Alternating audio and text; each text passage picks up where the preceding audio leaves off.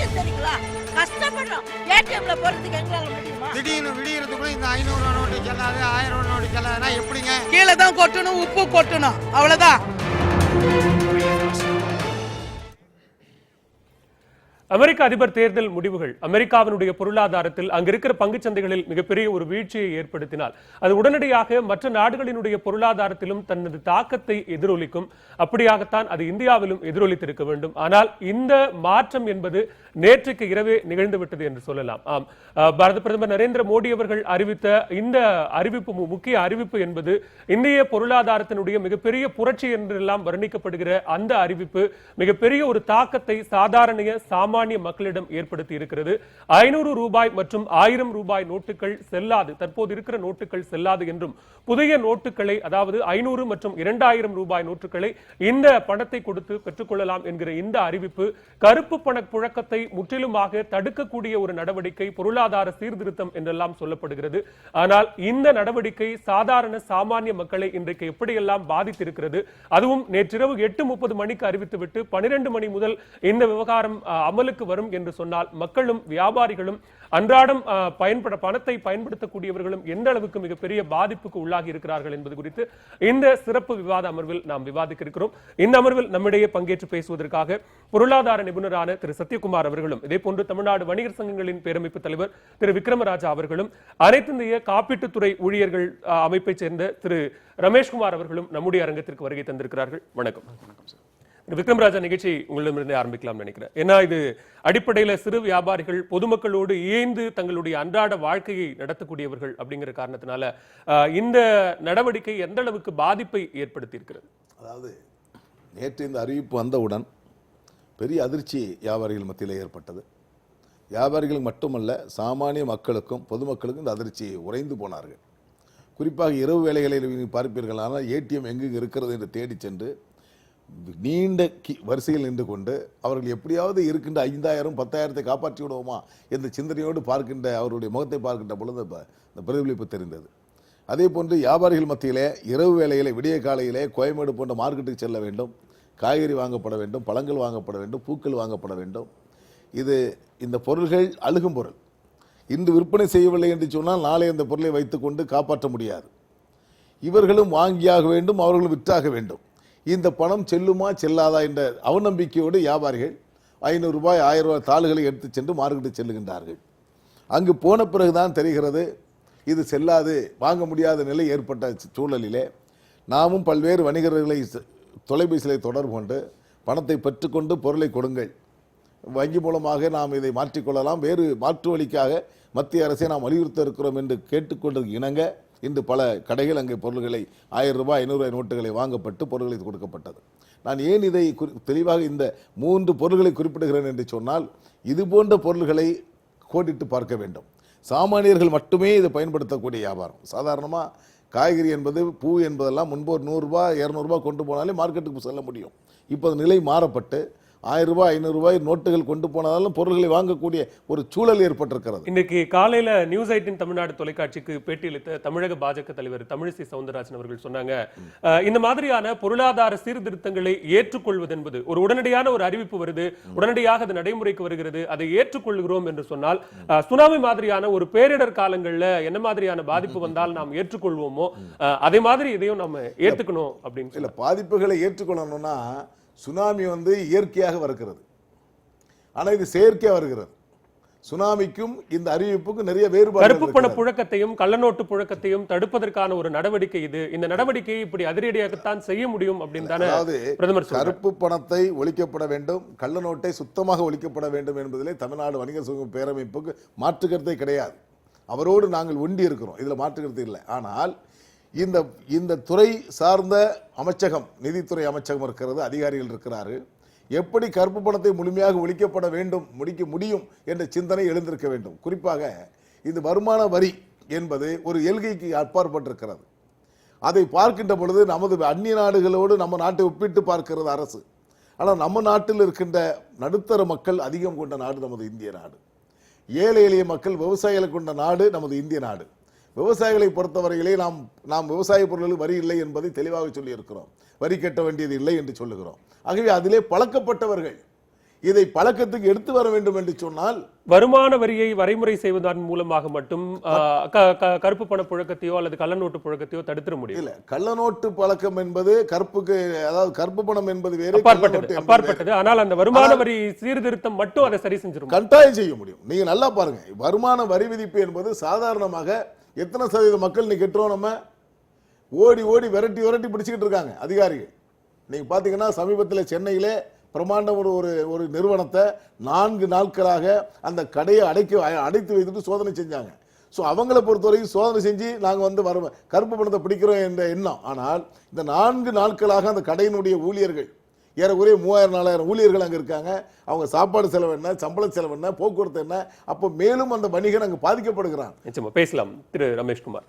இந்த விவகாரத்தை பொறுத்த வரைக்கும் பொதுமக்கள், சாதாரண சாமானிய மக்கள், நடுத்தர மக்கள், அதற்கும் கீழாக இருக்கிற மக்கள் அப்படின்னு ஒரு மிகப்பெரிய மக்கள் கூட்டம் பாதிப்பை சந்தித்திருக்கிறது. தவித்துக் கொண்டிருக்கிறார்கள் மக்கள். கையில பணம் இருந்து எதுவும் பொருள் வாங்க முடியாத சூழல் இருக்கிறது. அப்படியே இருந்தாலும் நேற்றிரவு எல்லா ஏடிஎம்களிலும் 12 மணிக்குள்ளாக கையில் இருக்கிற 1000-500 ரூபாய் நோட்டுகள் எல்லாம் கொண்டு போய் ஏடிஎம் மிஷின்ல டெபாசிட் செய்ய வேண்டிய ஒரு சூழல் இருந்தது. 1 மணிக்கும் மேலாக நகைக்கடைகளுக்கு போய் தங்கத்தில் முதலீடு செய்யக்கூடிய ஒரு சூழலை நாம பார்த்துக்கிட்டு இருக்கோம். தொடர்ச்சியாக இந்த நடவடிக்கைகள் எல்லாம் திட்டமிட்டு, அதுவும் 1 மாத காலத்திற்கு முன்னதாக முடிவு செய்யப்பட்ட ஒரு விஷயத்தை திடீரென மத்திய அரசு அறிவித்திருப்பதன் மூலமாக பாதிப்பு இல்லைன்னு எப்படி சொல்ல முடியும்? அதாவது இந்த நடவடிக்கை மிகப்பெரிய அளவு பாதிப்பை சாதாரண ஜனங்களுக்கு ஏற்படுத்தி இருக்கு. இந்த அரசினுடைய பொதுவான நடவடிக்கைகள் அப்படித்தான் ஒரு ஏற்பாட்டோடு இருக்கு. என்ன சொல்றாங்க, இது கருப்பு பணத்தை தடுப்பதற்கான நடவடிக்கை என்று அரசு கூறுகிறது. உண்மையிலே இது கருப்பு பணத்தை தடுக்குமா அப்படின்னா தடுப்பதற்கான வாய்ப்புகள் என்பது ரொம்ப ரொம்ப குறைவு. எப்படி? ஏன் இதை சொல்றேன்னா, இதில் முதல் முறையாக இது போன்ற நடவடிக்கைகள் எடுக்கப்பட்டது 1938ஆம் ஆண்டு வெள்ளையர்கள் இந்த நாட்டை ஆண்டபோது 1938 10,000 ரூபாய் நோட்டை வெள்ளையர்கள் வெளியிட்டாங்க. 1946 அந்த அரசு அந்த நோட்டை திரும்ப பெற்றுச்சு. 1978 மொரார்ஜி தேசாய் தலைமையிலான அரசு இப்படிப்பட்ட ஒரு நடவடிக்கையை செஞ்சது. அதையும் திரும்ப பெற்றாச்சு. 1998ஆம் ஆண்டு வாஜ்பாய் அரசு மீண்டும் 1000 ரூபாய் நோட்டை கொண்டு வந்தது. 2005ஆம் ஆண்டு யூபிஏ அரசாங்கம் என்ன சொல்லிச்சுன்னா, 2014க்கு அப்புறம் அதுக்கு முன்னாடி இஷ்யூ பண்ண நோட்டையெல்லாம் சப்மிட் பண்ண, 2005க்கு முன்னாடி இஷ்யூ பண்ண நோட்டெல்லாம் சப்மிட் பண்ண. இப்படிப்பட்ட நடவடிக்கைகள் தொடர்ந்து நடந்துகிட்டே இருக்குது. ஆனால் கருப்பு பணம் அன்றையிலிருந்து இன்றைக்கு வரைக்கும் அப்படியே தான் இருக்குது. மோடி அவர்கள் 2014 மே மாதம் தேர்தலில் சந்திக்கும் போதே அவர் சொன்னது, 100 நாட்களில் வெளிநாடுகளில் இருக்கக்கூடிய 75 லட்சம் கோடி கருப்பு பணத்தை கொண்டு வந்து 75 லட்சம் கோடி கருப்பு பணத்தை மீட்டு கொண்டு வந்து இந்திய மக்கள் ஒவ்வொருவருக்கும் தங்களுடைய கணக்குகளில் 15 லட்சம் ரூபாய் தரப்போகிறேன் என்று சொன்னார். அந்த 75 லட்சம் எங்கே போச்சுன்னு இப்போ அவரை கேட்கணும். அதை கேட்டால் அவங்க அது தேர்தலில் சொல்லப்பட்ட ஒரு பொய், அதை நீங்கள் நம்புகிறீர்கள் என்று திருப்பி நம்மளை கேட்குறாரு அந்த கட்சியோட தலைவர். அதுதான் அந்த கட்சியினுடைய லட்சணம். ஆனால் இன்றைக்கு என்ன நடவடிக்கை எடுக்கப்பட்டிருக்குன்னா, இதை நிறுத்துகிறேன் என்று இந்த அரசாங்கம் இன்றைக்கு நிறுத்துகிறது.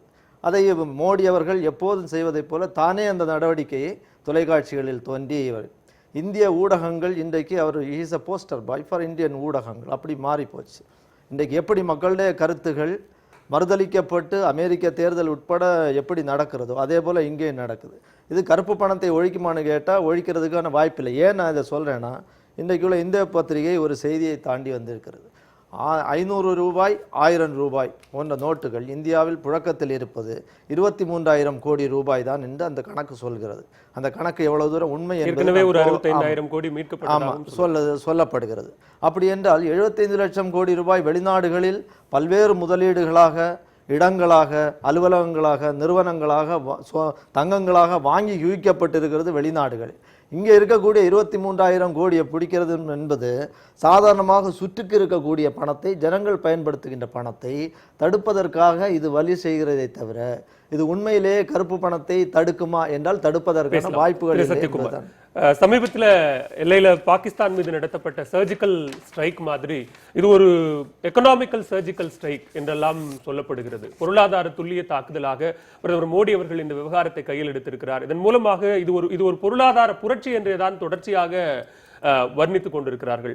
எந்த அளவுக்கு இது பாராட்டப்படக்கூடிய வரவேற்கத்தக்கக்கூடிய ஒரு திட்டமாக ஒரு தரப்பு சொன்னாலும் கூட மிக பெரிய அளவிலான ஒரு பாதிப்பை அடிமட்டத்தில் ஏற்படுத்தி இருக்கிறது. இந்த பாதிப்பு 2 நாட்களுக்கு தான் என்று சொன்னாலும் இது ஏதோ ஒரு நெருக்கடி நிலை போன்ற ஒரு சூழலை நாட்டில் உருவாக்கி இருக்கு அப்படிங்கறதான நம்ம பார்க்க வேண்டிய விஷயம். இப்ப பாத்தீங்கன்னா இது அவசியமா இந்த 500 நோட்ஸும் 500 ரூபி நோட்ஸையும் 1000 ரூபாய் நோட்டையும் வந்து இப்படி பண்ணதுக்குன்னு பாத்தீங்கன்னா கண்டிப்பா தேவை.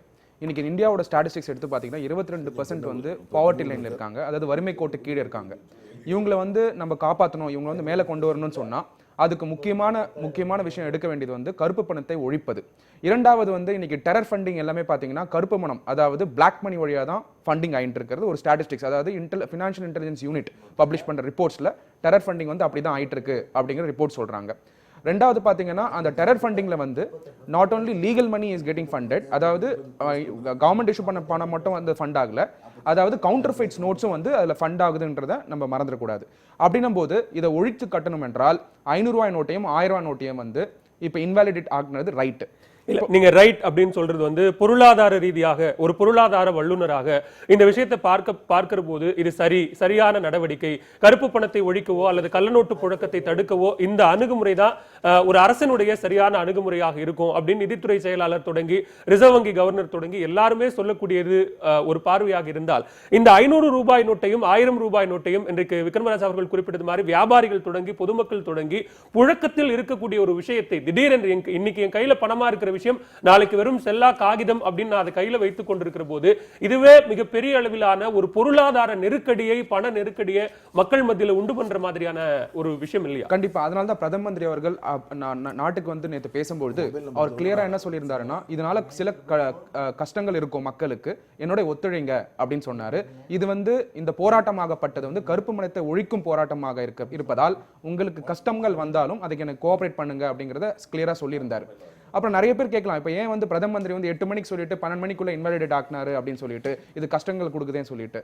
கண்டிப்பா வந்து ஒரு பிளாக் மணி ஒழிக்கணும், கருப்பு பணத்தை ஒழிக்கும் போது இந்த மாதிரி கஷ்டங்களை வந்து மக்கள் வந்து ஒரு வரவேற்போட எடுத்துக்கிட்டு கொஞ்சம் இதை சப்போர்ட் பண்ணா இது எல்லா தரப்புல இருக்க மக்களுக்கும் வந்து பயனடைகிற மாதிரி. இல்ல, ஒரு அடிப்படையில் இன்னொரு சந்தேகம் கூட இருக்கு. இல்ல, ஒரே நிமிஷம். ஒரு அடிப்படையில் இன்னொரு சந்தேகம் கூட இருக்கு. நீங்க 1000 ரூபாய் நோட்டுகளாக இருப்பதன் மூலமாகத்தான் அதிக அளவுல கருப்பு பணம் கொண்டு செல்லப்பட்டாலும் கூட 1000 ரூபாய் நோட்டுகளாகவே கொண்டு செல்லப்படுகிறது அப்படிங்கிற ஒரு குற்றச்சாட்டும் கூட இருக்கு. இப்ப 2000 ரூபாய் நோட்டுகள் புதிதாக வருகிற போது அது இன்னும் கூட இலகுவான ஒரு விஷயமாகத்தானே மாறுது. நம்ம முக்கியமான விஷயம் கவனிக்க வேண்டியது என்னன்னா, 2000 ரூபாய் நோட்ல வந்து அது வந்து புது டெக்னாலஜி வழியா வரதா இருக்கு.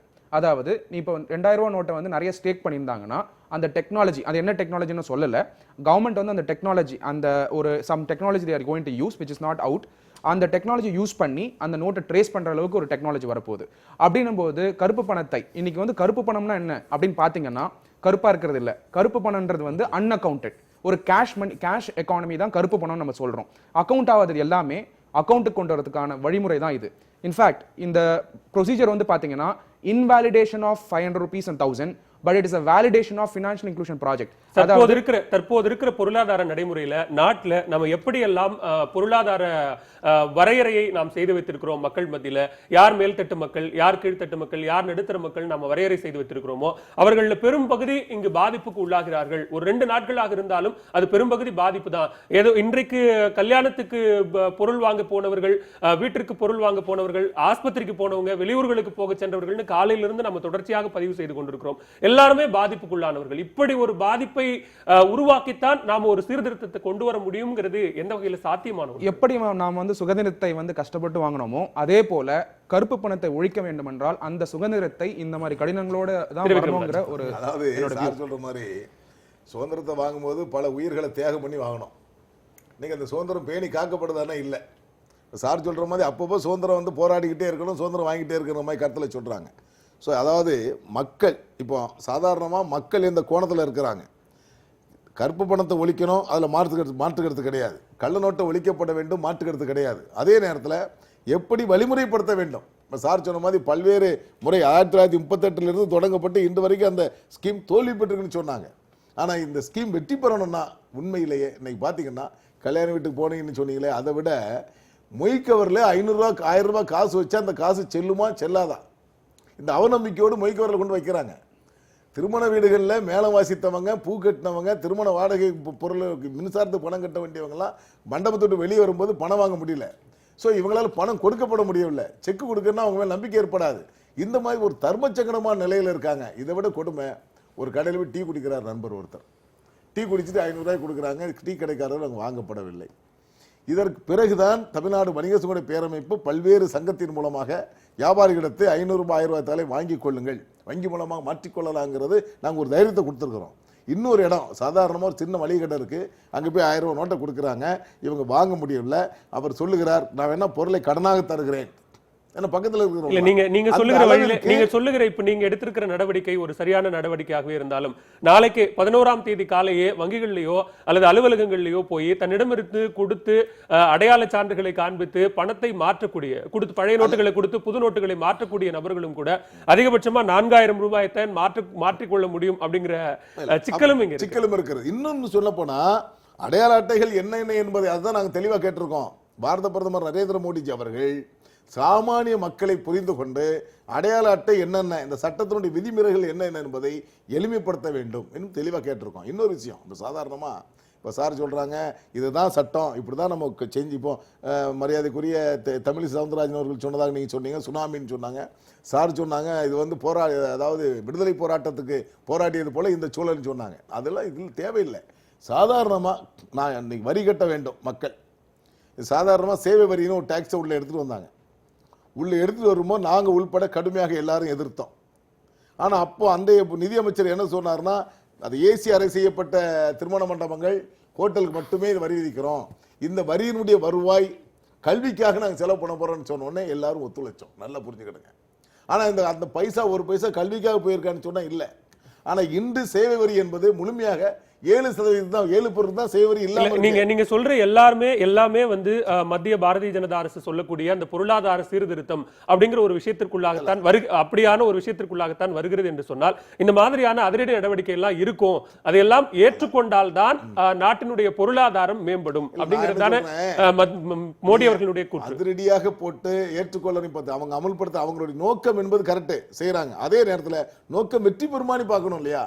இப்போ வருமான வரி விதிப்பு இருக்கு. இப்போ இடையில போட்டாங்க, எவ்வளவு வேணாலும் நீங்க வரி கருப்பு பணத்தை நீங்க வெள்ளையாக்கி கட்டிக்கிடுங்கன்னு சொன்னாங்க. ஏன் நான் கேட்கிறேன், இந்தியாவில் எத்தனை விழுக்காடு மக்கள் இன்னைக்கு வருமான வரி கட்டுறாங்க? 80 விழுக்காடு மக்கள் வரி கட்டக்கூடிய சூழலை உருவாக்க வேண்டாமா அரசு? சாதாரணமாக அதிகமான தொகை கட்ட வேண்டும் என்று சொன்ன காரணத்தினால் மக்கள் அது வருமான வரி துறையிலிருந்து சென்று அது கருப்பு பணமாக மாற்றி வைத்துக் கொள்கிறார்கள்.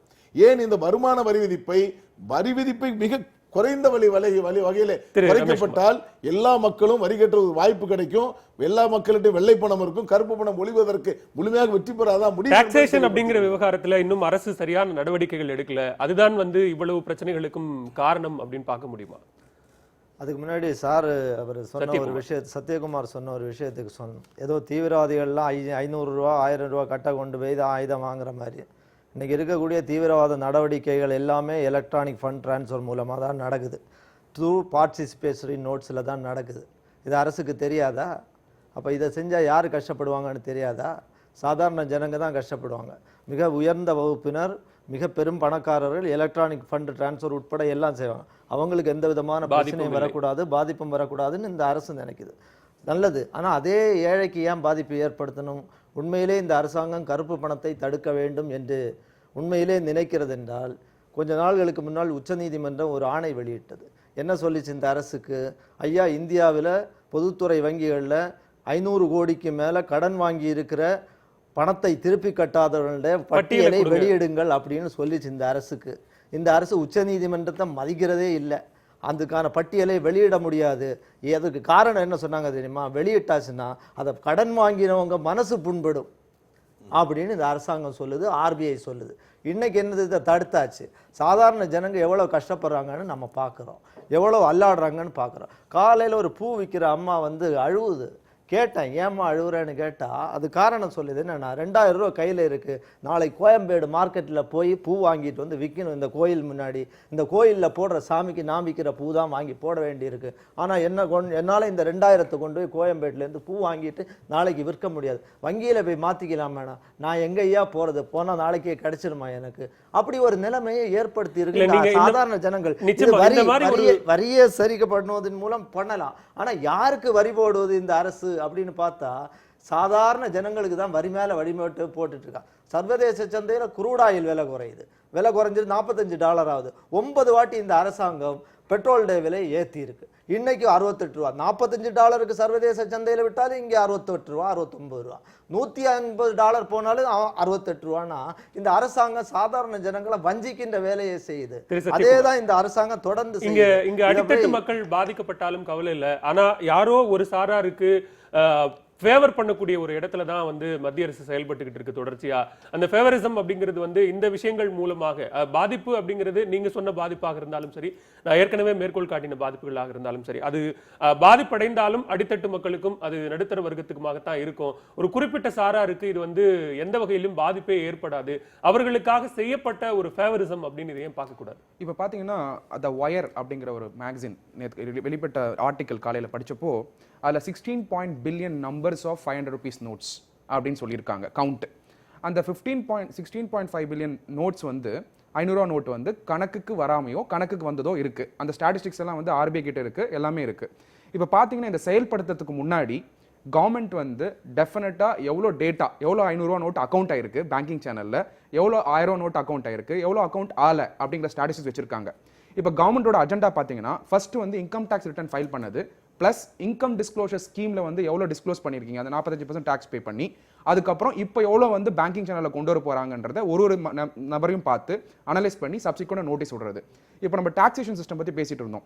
இன்னைக்கு இந்தியாவில் பார்த்தீங்கன்னா டாக்ஸ் ரேட் வந்து அதிகமாக இருக்கு. இந்த டாக்ஸ் ரேட் குறையணும்னா முதல்ல செயல்படுத்த வேண்டியது வந்து கருப்பு பணத்தை ஒழிப்பது.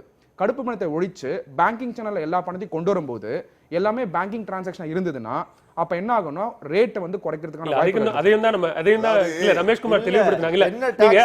நீங்கள் சொல்லுகிற அதே பேங்கிங் இன்கம் டாக்ஸ் கடைசி ஸ்லாப் 30% வச்சிருக்காங்க.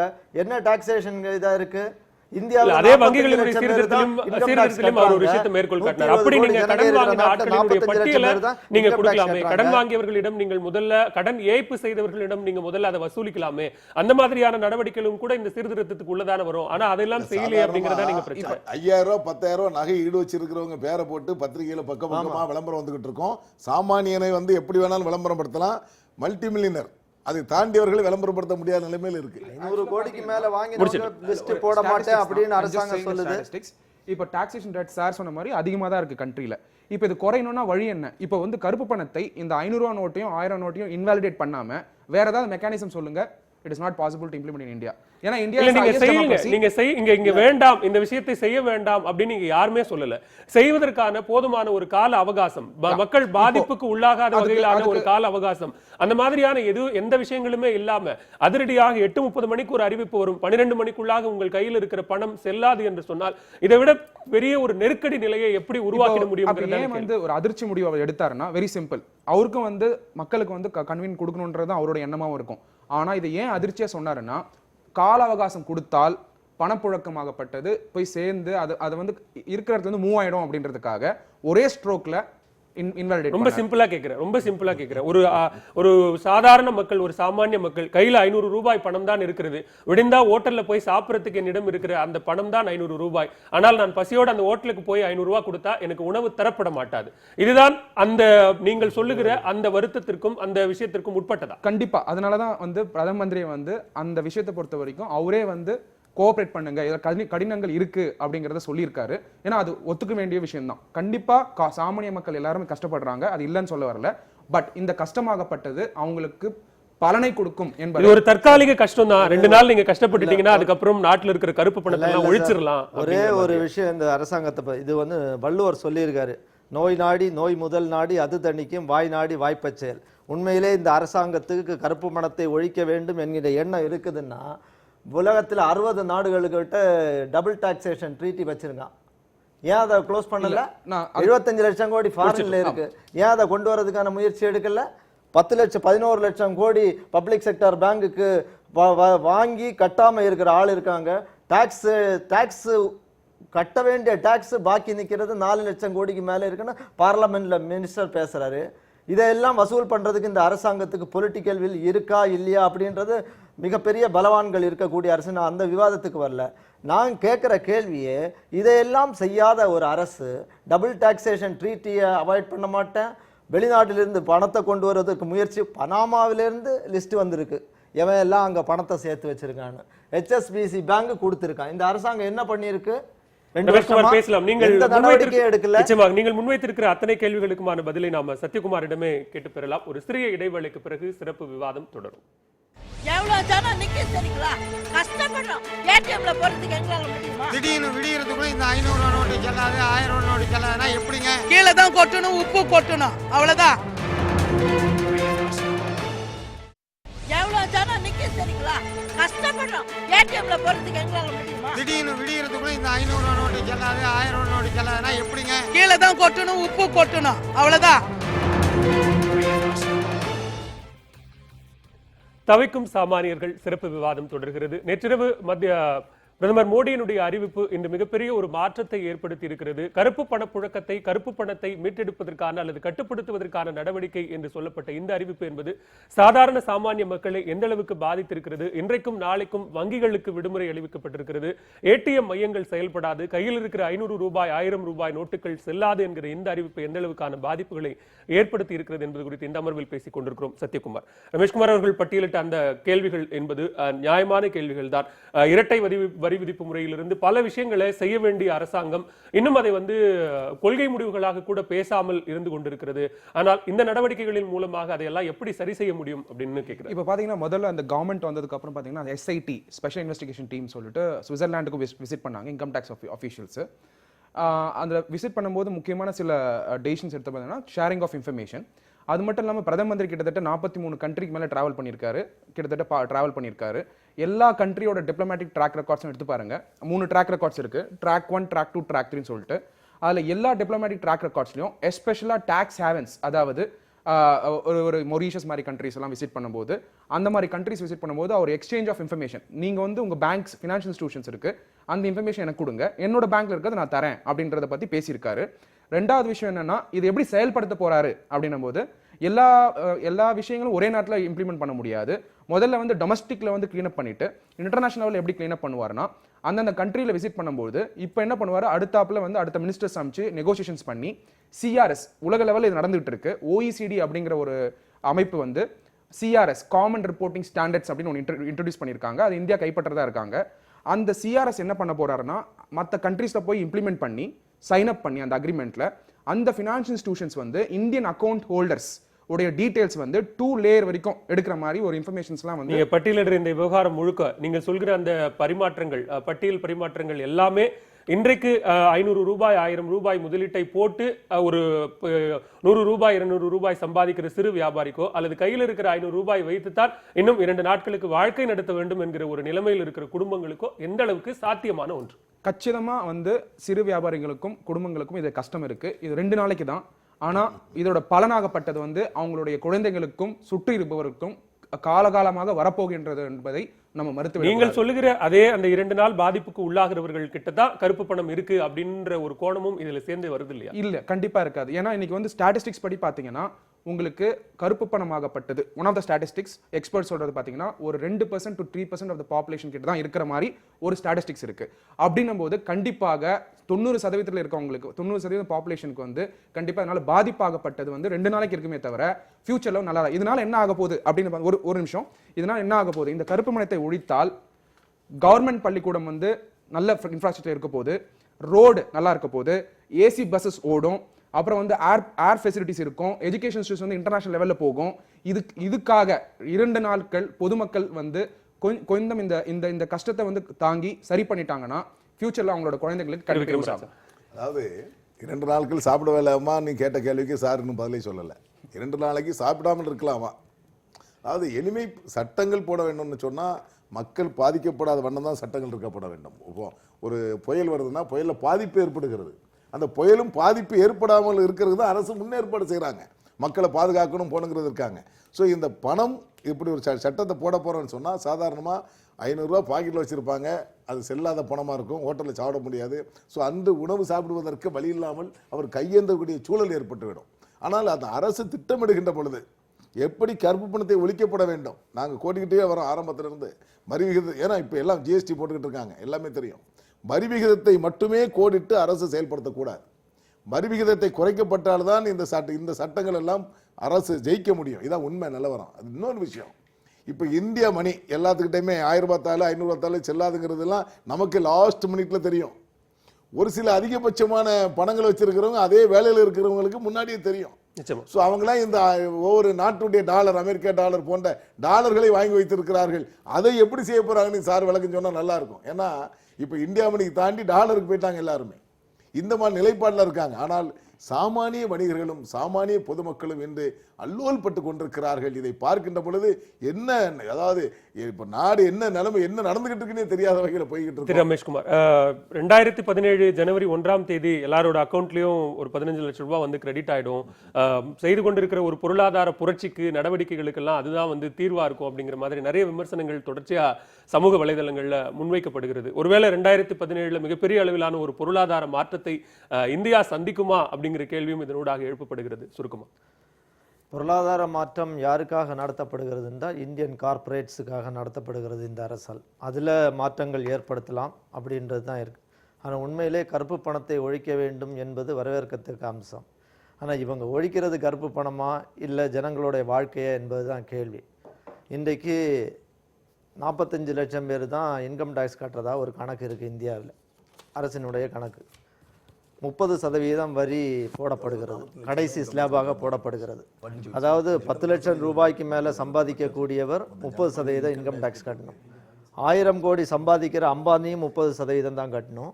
10 லட்சம் வாங்குற சாதாரண ஒரு ஊழியரும் 30 லட்சம் தான் சம்பாதிக்கணும். அப்படின்னா இந்த அரசு எப்படி 2 பேரையும் ஒரே அளவில் பார்க்குது என்கிற கேள்வி நமக்கு வருகிறது. இன்னொன்று, நான் ஏற்கனவே சொன்னேன், பல்வேறு நடவடிக்கைகள் இந்த அரசு எடுக்க வேண்டியிருக்கு. இப்போ வெளிநாடுகளுக்கு இந்தியாவிலிருந்து செல்கிறார்கள், சொத்துக்கள் வாங்குறதுக்கு போன்ற விஷயங்கள் எல்லாம் இருக்குது. அப்போ வெளிநாட்டில் செல்லக்கூடியவர்கள் எடுத்து போகின்ற அளவு இன்றைக்கு ஒரு ஆள் $2.5 லட்சம் எடுத்துகிட்டு போகலான்னா, அப்போது 90% மக்கள் வெளிநாட்டுக்காக போயிட்டுருக்காங்க, 5% மக்கள் கூட வெளிநாடு போகலை. அப்போ அதில் மாற்றங்கள் கொண்டு வர வேண்டும். வெளிநாட்டில் சொத்து வாங்கலாம் என்று இன்றைக்கு சட்டத்தில் இடம் இருக்குது. அப்படி சொத்து யார் வாங்க முடியும்? சாதாரண குப்பனு சுப்பனமாக வாங்க முடியும். அப்போ அதில் மாற்றங்கள் கொண்டு வர வேண்டும். வெளிநாட்டு மூலதனங்களை கொண்டு வருவதில் அதில் மாற்றங்கள் கொண்டு வர வேண்டும். அப்போ எதையெல்லாம் செய்ய வேண்டுமோ அதை இந்த அரசு செய்யாது. இங்கே உள்ள என்ன செய்ய வேண்டும்? வரி போட வேண்டும். இவர்கள் முதலாளித்துவத்துக்கு ஆதரவான அரசாங்கம். அரசியல் சார்ந்து பிரதிநிதித்துவம் இங்க இல்லாதனால விமர்சனங்கள் வேண்டாம். இந்த கருத்துக்களோடு இந்த அமர்வை நிறைவு செய்ய வேண்டிய நேரத்தில் இருக்கிறோம். இந்த பொருளாதார மாற்றங்கள் என்றும் பொருளாதார புரட்சி என்றும் வர்ணிக்கப்படுகிற இந்த நடவடிக்கைகள் என்பது எந்த அளவுக்கு சாதாரண சாமானிய மக்களையும் பாதித்திருக்கிறது என்பது குறித்து தங்களது கருத்துக்களை இந்த அமர்வில் பங்கேற்று பதிவு செய்த 3 சிறப்பு விருந்தினர்களுக்கும் நியூஸ் 18 தமிழ்நாடு தனது நன்றியை தெரிவித்துக் கொள்கிறது. தொடர்ந்து இணைந்திருங்கள் மேலும் பல அண்மை செய்திகளுக்கு. எவ்வளவு ஜனம் நிக்க தெரியுங்களா? கஷ்டப்படுறோம். ஏடிஎம்ல போறதுக்கு எங்களால முடியுமா? திடீர்னு விடியறதுக்குள்ள இந்த 500 ரூபாய் நோட்டு செல்லாது, 1000 ரூபாய் நோட்டு செல்லாதுன்னா எப்படிங்க? கீழே தான் கொட்டணும், உப்பு கொட்டணும், அவ்வளவுதான்.